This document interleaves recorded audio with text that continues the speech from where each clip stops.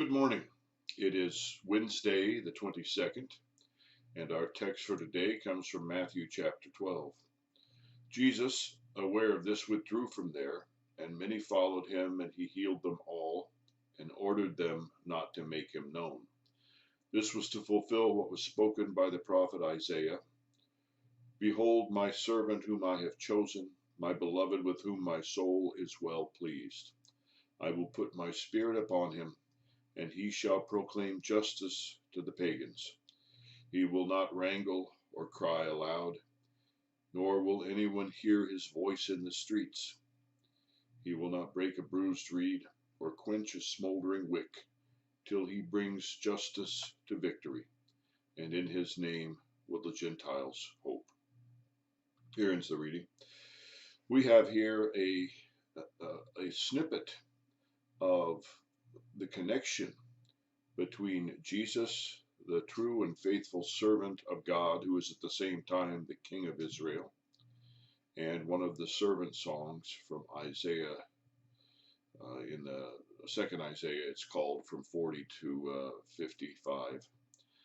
And this is a stark contrast with what we think works politically. One of the fellow travelers of Lenin was a fellow named Trotsky, who famously justified much of the violence and excess of the Russian Revolution by saying, if you want to make an omelet, you have to break a few eggs. In his sense, the end justified whatever means you had to use, not dissimilar from the modern American left and their complete lack of morality and integrity. But I digress. It is a stark contrast with the kingdom of God. When we're dealing with one who is faithful to the kingdom of God and executing God's justice, the end actually determines the means. That is to say that there are some means like deception, underhandedness, and violence that are not to be used in accomplishing the kingdom of God.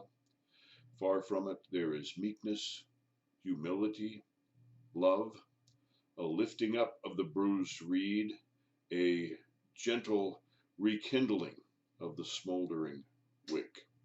It is not by accident that when Jesus begins his ministry of redeeming Israel, it is precisely after the lost, the last, the least, the dying, and the dead that he goes, and it is to them that he proclaims the good news that God is doing something brand new by a means that are brand new.